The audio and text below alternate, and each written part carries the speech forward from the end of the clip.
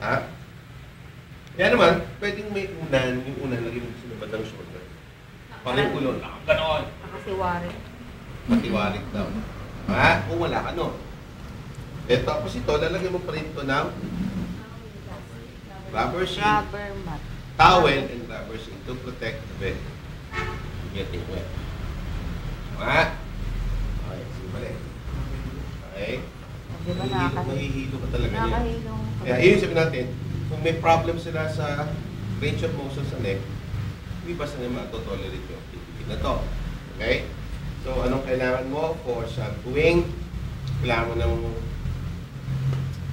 2 towels or 3 towels will do. Yung first towel, nasa yung towel. Meron po niya. Pati isa, lahat na. Okay? Yung isang towel na to, folded lengthwise. Yung isang i-cover doon sa kanyang eyes. Isang towel ay pwedeng i-cover yung dito sa ilalim. Tama? Together with plastic. Okay?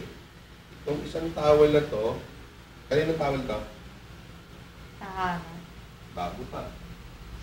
Ilalagay yun dyan. Okay, para pagkatapos ng maligo, tapos mag-shampoo, Diretso balo. diba? Ginagano niya. Medyo yung ginagay niya, tapos Grabo na siya. saka sa bubuhatin, balik doon sa unan niya. Sa O, wala mang ulan, doon sa area na may towel pa rin, para, ito may towel na to, para i-blow siya. erase. Okay? Kailangan mo ng tubig. Yung tubig, maaaring nasa plate o kaya nasa picture para madali mong ibuhos sa kanya. Pero kung medyo malaki ito, masyadong malaki ito, nakokontrol mo yan by raising your hand para hindi mo spill towards the face niya. Kung may handheld nozzle, madali lang eh. Diba? Ngayon, kung nabasagin mo siya, kung nabasa siya, dapat ang temperature ay what? 43 to 44. May kelipad ka, meron ka shampoo, may conditioner, may bath thermometer, yung tubig should be checked with the use of your wrist or your elbow. Kung wala kang bath thermometer, it should be comfortably warm. 43 to 44. So, kailangan mo ng rubber sheet, towels, ano pa, meron kang hair dryer or blower. Okay? Kailangan mo ng bath blanket. Diba? Kailangan kasama doon. Kasama yung bath blanket. Kasi you need, mais ka na higa. Ganyan. Pakilagay mo nga muna ito dyan. Kung siya ay naka-top sheet and blanket, ang galing yung blanket. Alam niyo kung paano pagtanggal ng blanket? Dito po lang sa pupunta dito. Balik. Balik. Tanggal. Lagay siya sa chair. Diba? Yung top sheet will remain.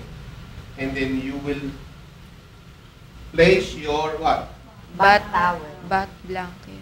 Bath blanket. Tama? Yes. Yung bath blanket ay ilalagay mo sa kanya.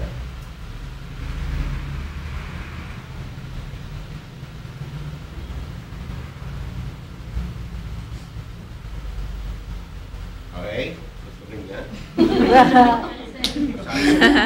Masyadong malaki. Okay?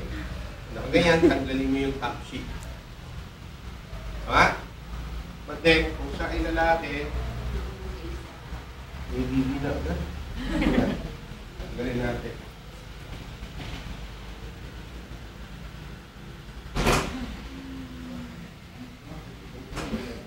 Tulog na na. Ito yung urinal. Ito yung rectal. Okay? Tatapon na lang ito. Hindi ko matapon na ayos. Okay? Kung babae, bedpan. Kung lalaki, urinal. Pero pag tatae, bedpan. Tama? Pag lalaki tatae, urinal. Hindi. Mental pa rin. Mental pa rin. So, may natin kung paano, let's say, if patient using the signal space calls you and he is about to go. Pero, pakiramdam niya siya ay napupupo. Okay? Kung ganun man, wala na yung top sheet, pati yung back blanket mo, diba? So, pwede mo siya ipon ng konti dyan. And then, kung atong mo sa bedside stand, huwag mo na papatong dito. Tama? Sa mga bedside stand. Okay? Pwede mo i-bend yung knees. Bend. Okay? Kung kaya ng pasyente, lift mo yung buttocks. You please raise your hips upward. Like that. Saka mo i-insert yung bed pad. Ayan. Pa. May hawakan to.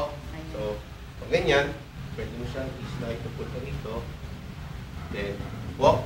Okay, baba. Then, i-raise mo yung head. Semi-power. Lagay mo siya sa semi-fowlers o fowlers position. Mas magandang kung mag-semi or fowlers position kasi pagka naka-bend siya ngayon, naiipit yung tiyan. Pag naiipit yung tiyan, at the same time, the effect of gravity, it helps the patient to defecate. But then, masakit sa likod. Right? Mahirap. Eh, talagang dumi na nakahiga. At tayo mo bang umuho na nakahiga?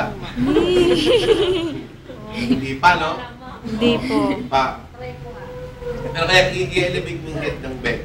Of course, habang ano yan, dito ka, pwede. So, kailangan, cash yung side break, umalis ka, kita ka sa labas. Oo. Yosi break ka muna.